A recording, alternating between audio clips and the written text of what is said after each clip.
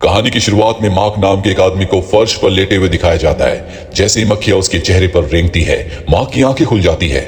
उसका सर बहुत तेज दर्द हो रहा होता है। उसे लगता है कि शायद कल रात ज्यादा शराब पीने की वजह से ऐसा हो रहा है। तभी उसे कुछ अजीब बदबू आती है और वो देखता है कि कमरे में एक चूहा मरा हुआ है, जिसके चारों तरफ मक्खियां भिनभिना रही हैं। घबराया हुआ मार्क उठकर बैठ जाता है और उसे समझ आ जाता है कि वो एक बहुत ही अजीब से कमरे के अंदर बंद है। यहाँ दीवार के पास एक लॉकर और छत पर एक लाइट के अलावा कुछ नहीं है।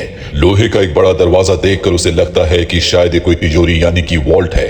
मार्क उसे खोलने की कोशिश करता है, लेकिन हैंडल बिल्कुल भी मूव नहीं करता। फिर वो अपने दोस्तों को आवाज देता है। उसे लगता है कि उसके दोस्त उसके साथ कोई मजाक कर रहे हैं, लेकिन बाहर से कोई जवाब नहीं आता। जब वो अपने फोन से किसी को कॉल करने की कोशिश करता है तो उसे पता चलता है कि वहां पर सिग्नल नहीं है।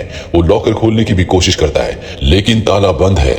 जब वो लॉकर के पास जाकर सूंघने की कोशिश करता है तो उसे मक्खियां फिर से परेशान करने लगती है। मार्क कैमरा ढूंढता है। दरअसल उसे लग रहा होता है कि यहाँ पर कोई कैमरा है जिसमें उसे कोई देख रहा है, लेकिन उसे वहां पर कोई कैमरा नहीं मिलता। वो चिल्लाकर धमकी देता है कि अगर उसे बाहर नहीं निकाला गया तो वो इस कमरे में ही टॉयलेट कर देगा।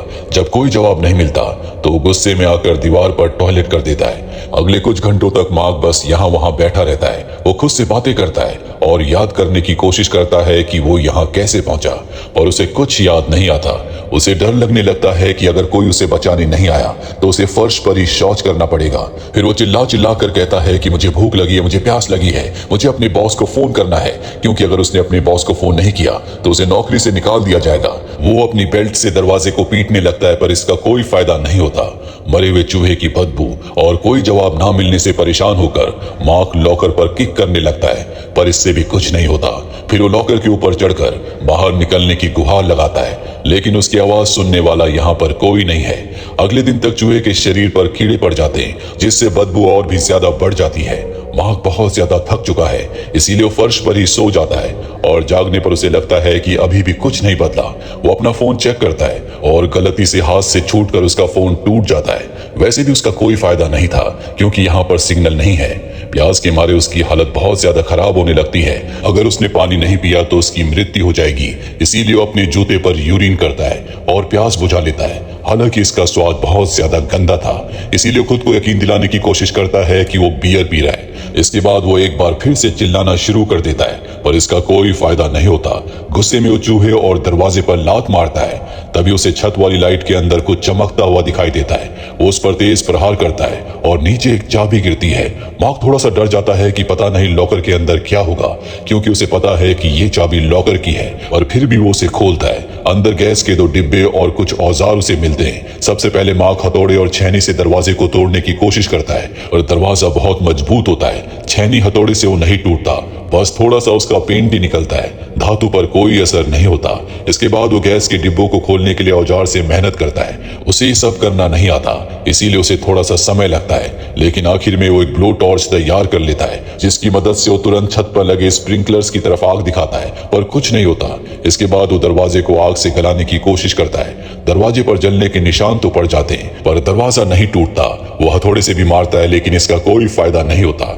गुस्से में पागल होकर मार्क लॉकर को उठाकर फर्श पर पटक देता है। फिर वो लॉकर के ऊपर चढ़कर स्प्रिंकलर को हथौड़े से तोड़ देता है। अगले कुछ मिनटों तक मार्क अपना सारा गुस्सा वहां की हर चीज पर निकालता है और सब कुछ तोड़ फोड़ देता है। वो तभी रुकता है जब उसे एहसास होता है कि उसके शरीर की ताकत अब खत्म हो चुकी है, और अब वो फर्श पर बैठकर सोचने लगता है कि कोई उसे तड़पा तड़पा कर मारना चाहता है, लेकिन कौन और क्यों। तभी उसे दीवार में एक छोटा सा छेद दिखता है और वो औजारों से उसे बड़ा करने में जुट जाता है। काम करते समय उसकी आंख में धूल चली जाती है, जिससे उसे और गुस्सा आता है। हथौड़े से अपने हाथ पर चोट लगने के बाद भी वो नहीं रुकता, और जब वो बहुत ज्यादा थक जाता है तो उसे सांस लेने में दिक्कत होने लगती है। तो वो गैस वाले टैंक से थोड़ी सी गैस लेता है, जिससे वो बेहोश हो जाता है। खुशकिस्मती से वो जल्दी जाग जाता है और टैंक बंद कर देता है। मार्क बहुत ज्यादा भूखा है, अगर उसने कुछ नहीं खाया तो उसकी मृत्यु हो जाएगी। इसीलिए मजबूरी में चूहे के शरीर पर लगे कीड़ों को उसे खाना पड़ता है। फ्रस्ट्रेशन में खुद से कहता है कि ये है हेल्दी डाइट, जिसका स्वाद तो बहुत गंदा है, लेकिन फिर भी खाना पड़ता है। उसका स्वाद उसे इतना गंदा लगता है कि उसे वॉमिट हो जाती है। इसके बाद वो एक बार फिर से दीवार को तोड़ना शुरू कर देता है। अंदर लोहे की रॉड्स होती है। वो ब्लो टॉर्च से उन्हें काट देता है और खुशी से हंसने लगता है। उसे लगता है कि वो जल्दी आजाद हो जाएगा। मार्क ने आज बहुत मेहनत की होती है, वो थक चुका है, इसीलिए वो लॉकर के ऊपर ही सो जाता है। अगली सुबह मक्खी मक्खियां उसे फिर से जगा देती है और वो काम में जुट जाता है। बहुत मेहनत करने के बाद वो दीवार के दूसरी तरफ छेद करने में कामयाब हो जाता है। वो आवाज देता है पर उसे कोई जवाब नहीं मिलता। वो छेद को इतना बड़ा कर देता है कि वो उससे निकल सके। बहुत कोशिश करने के बाद वो दूसरे कमरे में पहुंच जाता है, पर वहां पर भी वैसे वॉल्ट वाला कमरा देखकर वो पूरी तरह से टूट जाता है। यहाँ का दरवाजा भी बंद है। मार्क जब मुड़ता है तो उसे एक लैंप, एक ताबूत और छत से लटकती एक चेन दिखती है। चेन खींचने पर लाइट जल जाती है। ताबूत देखकर मार्क डर जाता है और अपनी सुरक्षा के लिए छेद में हाथ डालकर छेनी उठा लेता है, जिसके बाद वो ताबूत को खोलता है। अंदर एक लेडी होती है जो सो रही होती है। वो उसे जगाता है। वो चीखते हुए जागती है। वो लेडी बहुत ज्यादा डरी हुई है और ऐसी भाषा बोल रही होती है जो मार्क को समझ नहीं आती। वो लेडी डर कर दूसरे वॉल्ट में भाग जाती है। मार्क उसे समझाने की कोशिश करता है कि मैं तुम्हें चोट नहीं पहुंचाऊंगा, सब कुछ ठीक है, और वो उसकी कोई बात नहीं सुनना चाहती। मार्क को अपनी हालत पर हंसी आती है कि वो ऐसी जगह पर उस लेडी को कह रहा है कि सब कुछ ठीक है। इसके बाद वो लेडी छेद के रास्ते मार्क की तरफ उस मरे हुए चूहे को फेंकती है। मार्क भी बहुत ज्यादा थक चुका है, इसीलिए वो ताबूत में सो जाता है। अगले दिन वो लेडी हाथ में छीनी लेकर मार्क को जगाती है, पर मार्क हार मान चुका है। उसे यकीन हो चुका है कि वो यहाँ से नहीं निकल सकता, इसीलिए वो फिर से सोने की कोशिश करता है, पर वो लेडी लाइट जला देती है और उसके हाथ में दीवार तोड़ने के टूल्स थमा देती है। वो चाहती है कि ये दोनों मिलकर दीवार को तोड़े। मार्क उसकी बात मान जाता है और काम शुरू कर देता है। मार्क उस लेडी को छीनी पकड़ने को कहता है, पर वो डर जाती है और पीछे हट जाती है और इन दोनों को काम करना होगा, इसीलिए एक एक करके दीवार को तोड़ना शुरू करते हैं। जब वो लेडी काम करती है तो बहुत धीरे धीरे प्रहार करती है, जिससे दीवार पर कोई फर्क नहीं पड़ता।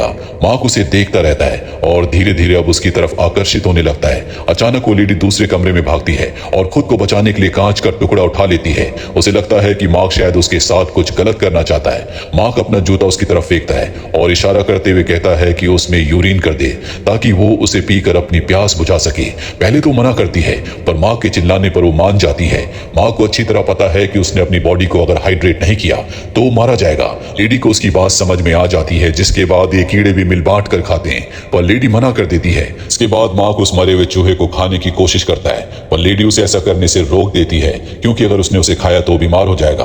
काम के दौरान लेडी अपनी भाषा में उसे अपने घर परिवार के बारे में बताकर रोने लगती है। उसे उदास देखकर मार्क उसे शांत करने के लिए गाना गाने लगता है। मार्क की खराब आवाज सुनकर वो लेडी हंसने लगती है और फिर वो खुद ही एक बहुत प्यारा गाना गाती है।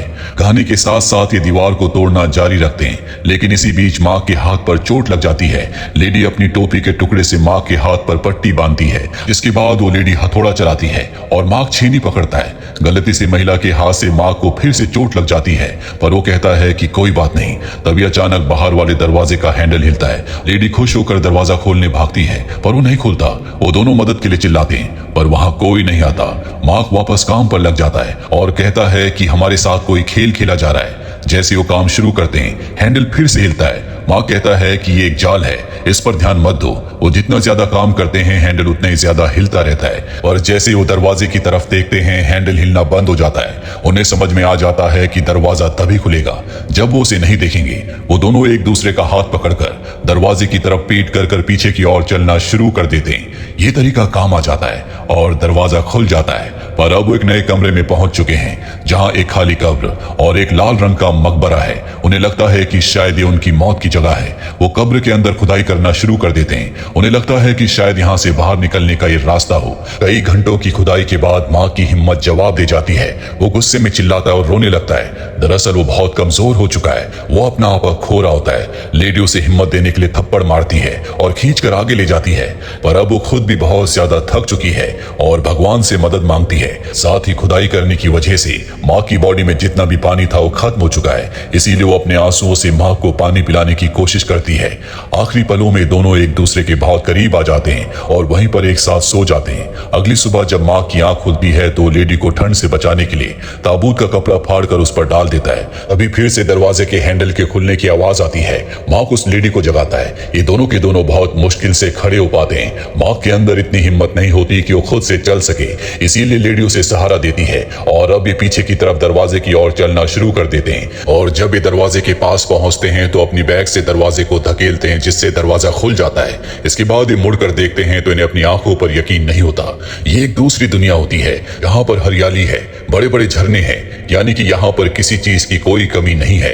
ये स्वर्ग जैसी दुनिया होती है। इस कहानी के अंत को इस तरह से बनाया गया है जिसे हर कोई अपनी तरह से समझ सकता है। मुझे लगता है कि मार्क की ये जो पूरी कहानी थी, ये हर एक इंसान की कहानी है जिसमें इंसानों को अपनी जिंदगी में संघर्ष करना पड़ता है, थकने के बाद भी लड़ना पड़ता है, जैसा कि मार्क और उस लेडी ने किया, और अंत में उसका फल उन्हें बहुत ही मीठा मिला। आपको इस कहानी के अंत का क्या मतलब लगता है? कमेंट बॉक्स में जरूर लिखें। उम्मीद करते हैं कि ये कहानी आपको पसंद आई होगी।